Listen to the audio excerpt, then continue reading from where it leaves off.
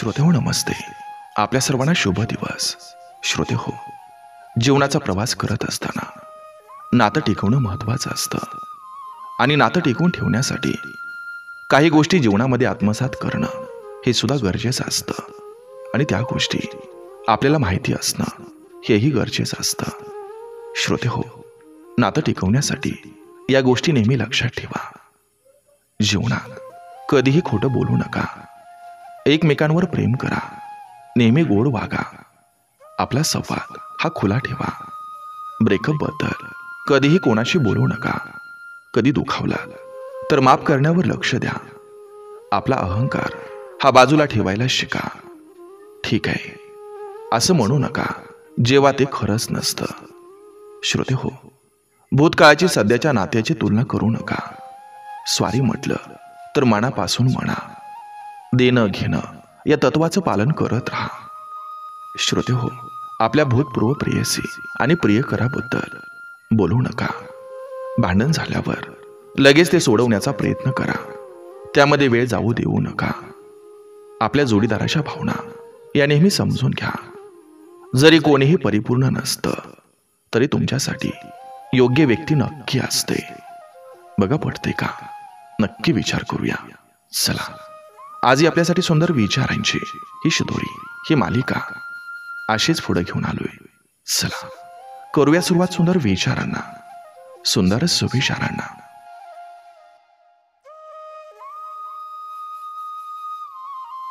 जे नाती आपली ताकद असतात तीच नाती अनेकदा आपली कमजोरीही असतात. रक्ताची असोत की भावनिक नाती, त्यात जिद्द नसावी, नाहीतर जिद्द जिंकते आणि नाती हारतात. खरं तर कोणीही व्यस्त नसतं. आपल्या गरजेनुसार ती वेळ देतात म्हणून ते व्यस्त असल्याचं आपल्याला भासवत असतात.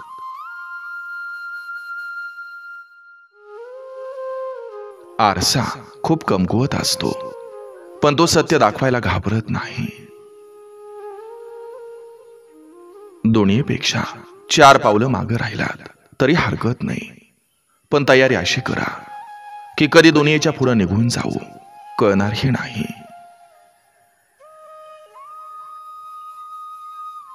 गुरुकडून ज्ञान, वडिलांकडून संघर्ष, आईकडून संस्कार शिकून घ्या.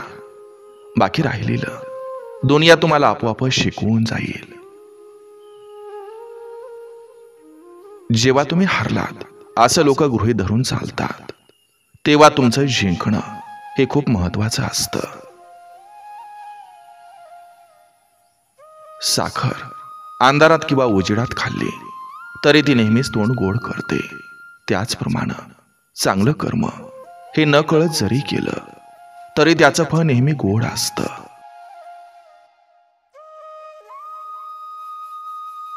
मुहूर्ताशिवाय जन्म घेणारा माणूस आयुष्यभर चांगल्या मुहूर्ताच्या नादात एक दिवस मुहूर्ताशिवाय मरण पावतो.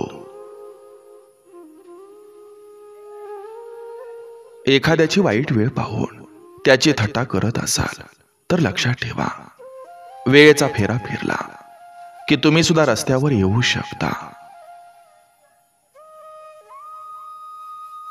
उत्पन्न जास्त नसेल तर खर्चावर आणि माहिती जास्त नसेल तर शब्दावर नियंत्रण पाहिजे.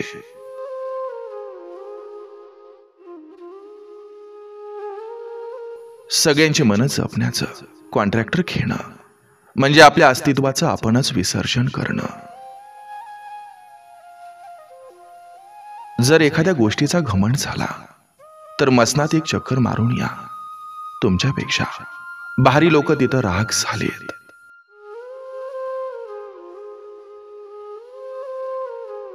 आयुष्यात कधी पण भीक मागायची लाज वाटली पाहिजे, कष्ट करायचे नाही. टोचून बोलणाऱ्यांचं काही जात नसतं. कस लागतो तो सहन करणाऱ्यांचा. नावं तेच ठेवतात ज्यांना नाव कमावता येत नाही. बाप सोडून गेल्यावर त्यांची किंमत कळते. जिवंतपणी तो कधीच कळत नसतो. बाप आहे तोपर्यंत त्याचा आदर करा, कारण नंतर उरतो तो फक्त भास.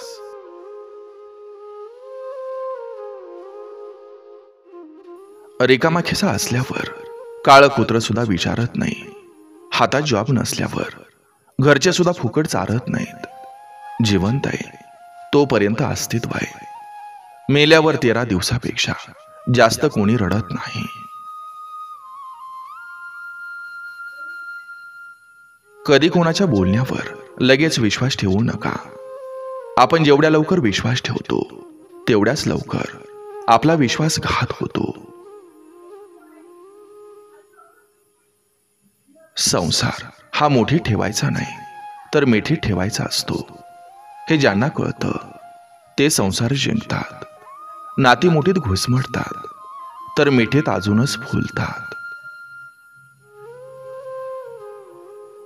कोणावर एवढं पण प्रेम करू नका की तुम्ही त्याला विसरू शकणार नाही. कारण आयुष्य, प्रेम आणि माणूस हे तिघेही धोकेबाज असतात.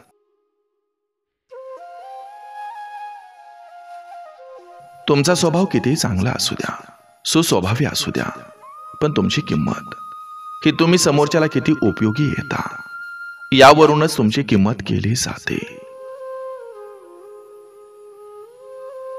लायकी नसलेल्या लोकांना कधी जास्त जवळ करू नका. कारण अशी मंडळी आपल्याला कधी गोत्यात आणतील याचा नियम नाही. आणि लक्षात ठेवा, अशी लोक आपल्याला अडचणीत आणायला सगळ्यात पुढं असतात.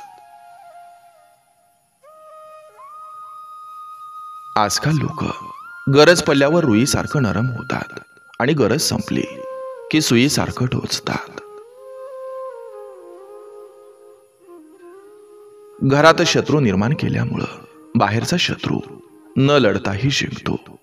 म्हणून जोडता नाही आलं तरी जोडू नका, पण आपल्या लोकांना तोडू नका.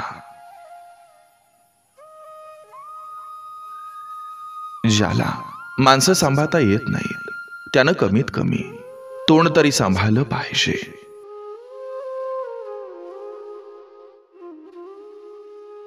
किनारा नाही भेटला तरी चालेल, पण कोणाला बुडवून वर यायचं नाही. बायकोनं नवऱ्याची परिस्थिती आणि नवऱ्यानं बायकोची मनस्थिती समजून घेतली की नातं शेवटपर्यंत घट्ट राहतं. भरोसा तर श्वासांवर पण नसतो आणि आपण माणसांवर ठेवतो. दुसऱ्याला जास्त शिकवायच्या नादी लागू नका. कारण आपल्याकडून शिकून आपल्यावरच डाव करणाऱ्यांची संख्या ही वाढत चालली.